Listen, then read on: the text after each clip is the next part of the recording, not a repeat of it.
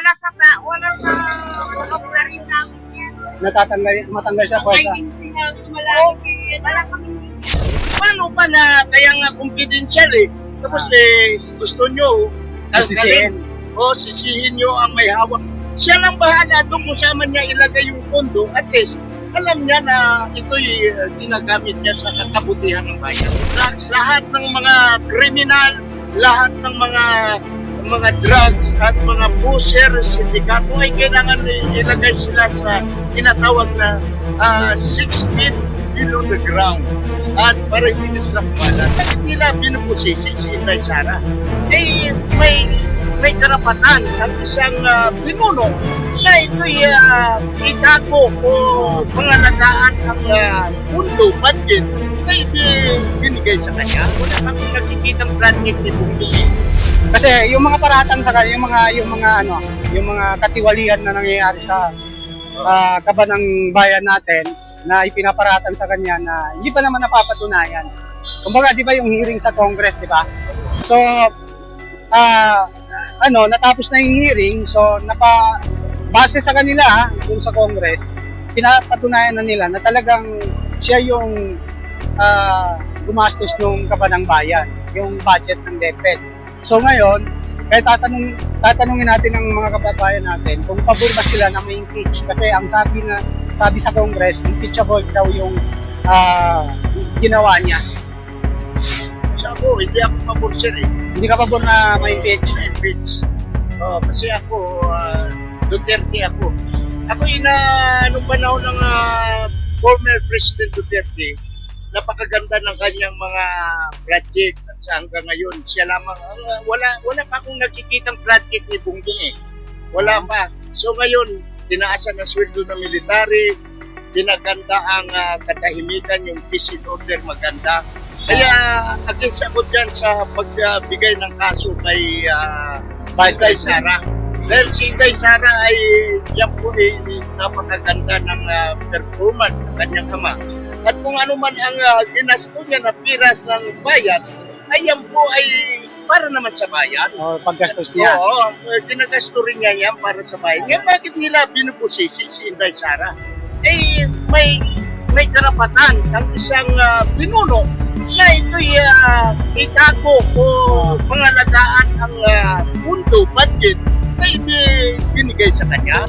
So ako po ay natutuwa ako dyan dati sa kanyang ama. Dahil ang aking po dating buhay ay wala po talaga akong tinatawag na kapos ako. Nung naupo si Duterte, kumanda po ang buhay ko. At ang aking, ako po yung, ang negosyo ko po, ako po ay naging, ahinti ako ng mga patay. So, nung maraming patayan po, ay napakaganda po ng aking, kumita po ako ng limpak-limpak dahil po sa may kontak ako mga kulinarya. So, masama man yung pero yun ang totoo.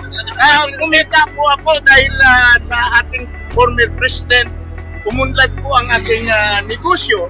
At yan po ang katunayan. Gusto ko mabalik si Inday Sara para ito po'y maayos naman ang hanap buhay. Para mabalik yung war on drugs, no? War on drugs. Lahat ng mga kriminal, lahat ng mga drugs at mga pusher, sindikato ay kailangan ilagay sila sa tinatawag na 6 feet below the ground at para hindi sila kumalat. Kaya yan ang nagkagandahan ko kay Inday Sara, napakaganda ni Inday Sara at sana ipagpatuloy niya kung anong ginagawa ng kanyang ama ay ito'y kanyang susundan, ang yapak ng kanyang ama. Napakaganda po at sa katunayan napakataas ng rating ng ating former president bago po siya umalis sa kanyang posisyon, sa kanyang pwesto. So sana po ay ating suportahan si Inday Sara na hindi po dapat nila ganyanin. Dahil yan naman po ay halal ng bayan at para na lang sa katahimikan ng bayan ay huwag man nilang silipin yung anuman ang ginasta, kung anuman ang punto ni Inday Sara. Dahil nga sa salitang confidential fund, hindi nyo dapat pakialaman. Kasi hindi na siya magiging confidential kung sasabihin mo na yun. Kung sasabihin mo paano pa na kaya nga confidential Tapos gusto nyo Sisihin. o sisihin nyo ang may hawak. Siya lang bahala doon kung saan man niya ilagay yung pondo. At least, alam niya na ito'y ginagamit niya sa kabutihan ng bayan. So yun po ay yun na po ang malungkot dahil sa ngayon po ang negosyo ko bumagsak. Dahil ako po yung ahente ng purinarya. So yun lang po, sir. Yun lang po. Salamat. Maraming salamat sir sa opinion ha. Thank you ha. Baka may opinion ka dito. Sa impeachment kay Vice President, baka pabor kayo o hindi? Sa impeachment sa kanya? Ha? Hindi ako po. Hindi na pabor na may impeach? Hindi ako po. Bakit hindi ka pabor?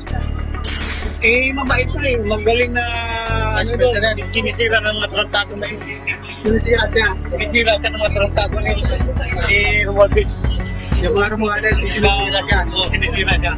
Para hindi na makatagpo sa 2028. Doon pa ka. Tama nga sa ano. Pero si Man kayo, sir. Okay, ikaw, sir. Okay. Opinion mo. Hindi ka pabor. Kaya sinabi niya. Ano yung sabi niya, so hindi kayo pabor na may impeach, no? So, thank you, thank you. Thank you. Pabor ba kayo na may impeach kung matanggal siya sa pwesto si Vice President Sara Duterte? No! Hindi kayo pabor? No! Bakit hindi kayo pabor, sir? Kasi idol namin yan. Idol niyo. Okay, so, mga seaman kayo, sir? Yes, sir. Okay, sige. Thank you, sir. No ang sagot nila, tapos sila. Idol namin Tapos yan. sila, okay, sige. Thank you. Ikaw, sir? Pabor ka? Hindi ako pabor. Maintin si Sara. Hindi ka pabor na may impeach si Sara? Kagulo yung bansa natin. Kagulo yung bansa natin. Dapat na may marami pangunahin na problema sa impeachment. Okay, Yan lang yung ano ko sir. Yan lang yung pananaw ko. opinion mo na. Opinion. Okay, sige. Thank you, sir. Salamat. Okay, sige. Salamat, sir. Salamat. Sir, pwede makabala sa inyo? Survey lang to. Survey lang po. Kay Vice President. Survey lang po ito. Survey lang. Ay, hindi kami papayag, nagagawa kami. Ay, hindi kayo papayag na. Nagagawa, pero ang bubutuhan namin itong dalawa, si President Digo at saka si Inday. Maganda sa amin yan. Oo, maganda yung kulay yung ano sa dito. Yung sinisiraan lang siya, parang gano'n. Oo. Okay. Maganda, nagkasama kami. Nagagawa to impeachment yan. Ay, Improvement ang Davao. Malaking improvement ang Davao. Ano lang yan? Kuha pa ba tayo ng putik ko ng mga corruption yan? Ito mga corruption yan. Kung tao yan. Mayor kami dati yan. Dalawa na yan. Okay, sige.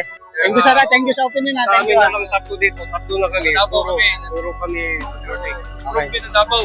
So, hindi kayo papayag na matanggal sa pwesto? Wala, hindi kami papayag. Okay. Hindi, wala yun ang Mindanao eh. Hindi naman sa Mindanao eh.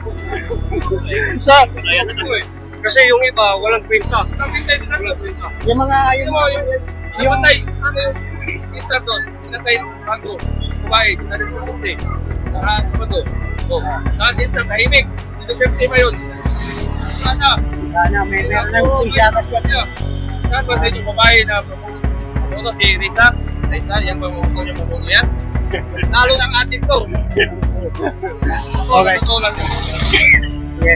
Thank you, sir. Opinion lang naman to. Opinion lang yan. Opinion lang. So, hindi kayo papayag na lang. Ha? Sa ano, kala survey lang to, survey lang. Sa YouTube. Sa YouTube. Kami talaga sir, totoo. Kami, tabo kami. Serious kami, simani kami. Pero yan, si Duterte yung nagbabago sa amin. Ngayon, pupunta ka ngayon. Wala na, dati tapos si Duterte. Okay, sige. Thank you, ha. Thank you, sir. Mga seaman kayo, sir, no? Mga seaman kayo. Okay, sige. Thank you, sir. Thank you. Ayun lang. Thank you po. Thank you. Survey lang po ito. Pabor pa kayo na may impeach matanggal sa pwesto si Wala sa vocabulary namin yan. matanggal sa pwesto. Ay, hindi sila malaki. Wala kaming yan. So, ibig sabihin, hindi kayo pabor na may impeach? Ano lang namin, yung walang impeachment, ano lang. Hayaan na lang natin na matapos yung term nila. Okay. Yun lang. Okay, so hindi kayo pabor, no? Ikaw, ma'am? Lalo siya po ako na may kainit sa taga-Davao. Taga Davao ka. So, ibig sabihin, hindi ka talaga papayag. Okay. Yung galing naman talaga yung mga pinili sa Davao. Sige. Komplikado yung Davao. Diba, tawag yan. Patakat din. Kasi, di ba may impeachment sa kanya yan, may issue sa kanya. So, si Vice President, i-impeach daw ngayon. Kasi may nakapile na mga... Hindi yan. Nalukuhan yun. Hindi, kasi may meron na na-file sa kanya ng mga impeachment eh. Case laban sa kanya. So, ibig sabihin, hindi kayo pabor, no? Yung may pit. Okay, sige, thank you ha. Kasi, di ba, yung INC ngayon, ano na sila, naghahanda na sa pagrarally para kontrahin yung impeachment sa kanila. Okay. Thank you po, thank you.